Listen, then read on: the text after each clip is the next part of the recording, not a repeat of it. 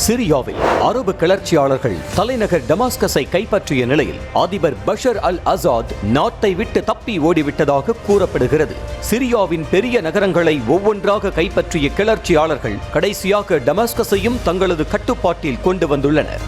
ஆனால் நகரை சுற்றி இரும்பு வளையம் அமைத்துள்ளதாகவும் அதிபர் டமாஸ்கஸில் வழக்கமான அலுவல்களில் ஈடுபட்டுள்ளதாகவும் சிரியாவின் உள்நாட்டு அமைச்சகம் தெரிவித்துள்ளது.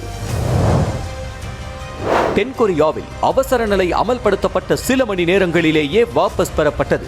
அதிபர் யூன் சுக் ஏக்யால் அவசர நிலையை அறிவித்த மறுகணமே நாடு முழுவதும் மக்களும் எதிர்க்கட்சியினரும் போராட்டத்தில் குதித்தனர். அதிபருக்கு எதிரான முழக்கங்கள் எழத் தொடங்கின. ஒரு கட்டத்தில் சொந்த கட்சிக்குள்ளேயே எதிர்ப்பை சமாளிக்க வேண்டிய நிலைக்கு அதிபர் யூன் சுக் தள்ளப்பட்டார். தென்கொரிய அதிபர் யூன் சுக் யோல் பதவி விலக வலியுறுத்தி போராட்டத்தில் ஈடுபட்ட மக்கள் ஸ்டெப் டவுன் யூன் என பாடல் பாடி தங்களது எதிர்ப்பை பதிவு செய்தனர். வடகொரியாவின் தொடர் அச்சுறுத்தல் காரணமாக இரவோடு இரவாக எமர்ஜென்சி ராணுவ சட்டம் பிரகடனம் செய்யப்பட்டதற்கு அதிபர் யூன் சுக் யோல் பகிரங்க மன்னிப்பு கோரியுள்ளார். அவரை பதவி நீக்கும் தீர்மானம் நாடாளுமன்றத்தில் கொண்டுவரப்பட்டு தோல்வி அடைந்தது.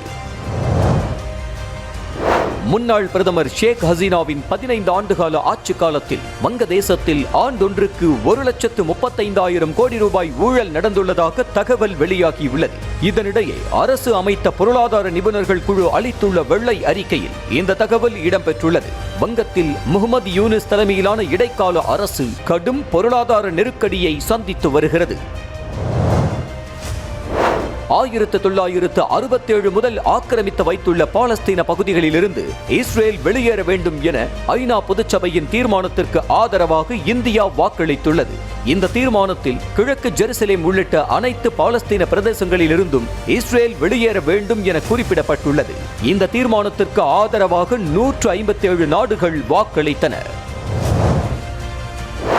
காசாவுக்கு எதிரான போரில் குழந்தைகளின் அழுக்குரல், பெண்களின் கதறல் போன்ற ஆடியோ ட்ரோனை பயன்படுத்தி இஸ்ரேல் தந்திரமாக தாக்குதல் நடத்துகிறது.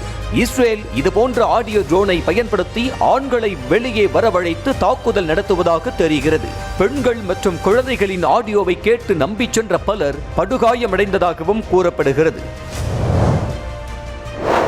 அமெரிக்க நீதிமன்றத்தில் குற்றவாளியாக அறிவிக்கப்பட்ட தனது மகன் ஹண்டர் பைடனுக்கு அமெரிக்க அதிபர் ஜோ பைடன் பொது மன்னிப்பு வழங்கியுள்ளார். சட்டவிரோதமாக துப்பாக்கி வைத்திருந்தது, துப்பாக்கியை வாங்க போலி தகவல் வழங்கியது, வரி ஏய்ப்பு உள்ளிட்ட குற்றச்சாட்டுகளில் அதிபர் ஜோ பைடனின் மகன் ஹண்டர் பைடனை குற்றவாளி என அமெரிக்க நீதிமன்றம் அறிவித்தது. நாடாளுமன்றத்தில் நடந்த நம்பிக்கையில்லா தீர்மானத்தில் தோல்வி அடைந்ததை தொடர்ந்து பிரதமர் மைக்கேல் பார்னியர் ராஜினாமா செய்துள்ள நிலையில் விரைவில் புதிய பிரதமர் அறிவிக்கப்படுவார் என பிரான்ஸ் அதிபர் இமானுவேல் மேக்ரான் தெரிவித்துள்ளார். நம்பிக்கையில்லா தீர்மானத்தில் தோல்வி அடைந்ததால் அதிபரும் ராஜினாமா செய்ய வேண்டும் என்ற எதிர்க்கட்சிகளின் கோரிக்கையை அவர் நிராகரித்துள்ளார். தாம் அதிபராக பதவியேற்பதற்குள் காசாவில் பிணை கைதிகள் விடுவிக்கப்படாவிட்டால் மத்திய கிழக்கு நாடுகள் நரகமாக மாறிவிடும் என ட்ரம்ப் கடுமையாக எச்சரித்துள்ளார். இஸ்ரேலுடனான மோதலின் போது ஹமாஸால் பிடித்துச் செல்லப்பட்ட பணைய கைதிகளில் 50க்கும் மேற்பட்டோர் இப்போதும் உயிருடன் இருப்பதாக கூறப்படுகிறது. ருவாண்டாவில் ப்ளீடிங் ஐ வைரஸ் தாக்குதலுக்கு பலர் உயிரிழந்துள்ள நிலையில் சர்வதேச நாடுகளுக்கு உலக சுகாதார நிறுவனம் எச்சரிக்கை விடுத்துள்ளது. மர்பர்க் இரத்த கசிவு காய்ச்சல் என முன்பு அழைக்கப்பட்ட இந்த நோயால் ருவாண்டாவில் 100கணக்கானோர் பாதிக்கப்பட்டுள்ளதாகவும் கடந்த 2 மாதங்களில் எம்பாக்ஸ் மற்றும் ஓரோபவுச்சி காய்ச்சலுடன் 17 ஆப்பிரிக்க நாடுகளில் இந்த நோய் வேகமாக பரவி வருவதாகவும் கூறப்படுகிறது. நார்வே நாட்டைச் சேர்ந்த 1X டெக்னாலஜிஸ் என்ற நிறுவனம் வீட்டு வேலைகளுக்கு உதவும் வகையில் AI ஹியூமனாய்டு ரோபோவை உருவாக்கியுள்ளது. நியோ என அழைக்கப்படும் இந்த ரோபோ வீட்டு வேலைகளை திறமையாக கையாளவும் அதே சமயம் வீட்டுக்கு தேவையான பொருட்களை வாங்க ஷாப்பிங் செல்லும் வகையிலும் வடிவமைக்கப்பட்டுள்ளது. 25 கிலோ எடை கொண்ட நியோ ரோபோ 1.65 மீட்டர் உயரம் கொண்டது. ஒரு முறை சார்ஜ் செய்தால் 4 மணி நேரம் வரை தொடர்ந்து இயங்கும்.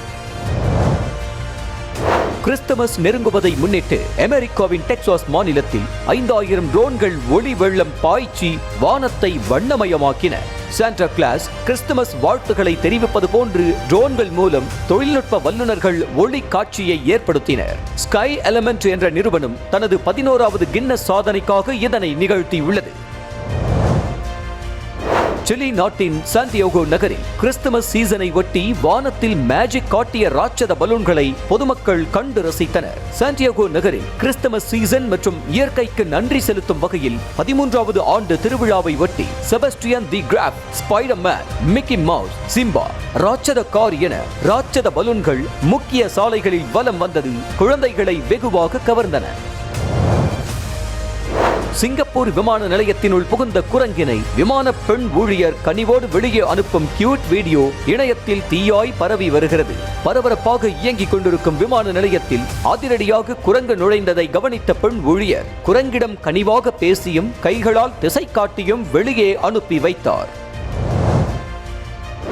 அமெரிக்காவின் கலிபோர்னியாவை சக்தி வாய்ந்த நிலநடுக்கம் தாக்கிய நிலையில் அங்கு ஒரு கஞ்சா செடி தோட்டம் குலுங்கிய காட்சி வெளியாகியுள்ளது. ஹம்போர்ட் கவுண்டியின் கடலோர நகரமான பென்டேலுக்கு மேற்கே 7 ரிக்டர் அளவில் நிலநடுக்கம் ஏற்பட்டது. இதனால் கலிபோர்னியாவில் உரிமம் பெற்று அறையில் வளர்க்கப்பட்டு வந்த கஞ்சா செடி தோட்டம் பயங்கரமாக குலுங்கியது.